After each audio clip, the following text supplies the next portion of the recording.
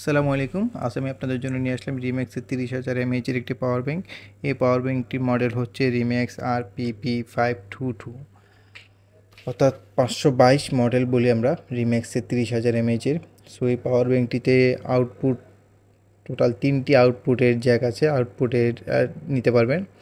2টা ইউএসবি এবং হচ্ছে একটি টাইপ সি। সো আমি প্রোডাক্টটা প্রথমে আনবক্সিং করছি। এই প্রোডাক্টটা ফিনিশিং হচ্ছে শাইনিং একটা ফিনিশিং দেওয়া আছে। প্রোডাক্টের সাথে একটা ওয়ারেন্টি কার্ডও আছে। সো প্রোডাক্টটি আপনি প্যাকিংটা খুললে প্রথমে রিম্যাক্সের পাওয়ার ব্যাংকটি দেখতে পারবেন। পাওয়ার ব্যাংকটি বের করার পর আমি দেখতে পাচ্ছি এখানে শাইনিং একটা ফিনিশিং দেওয়া আছে, যেটা খুবই সুন্দর।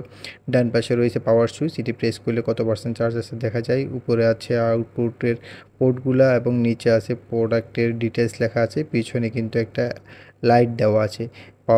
পাওয়ার বাটনটা লং প্রেস করে ধরে রাখলে কিন্তু লাইটটা জ্বলবে।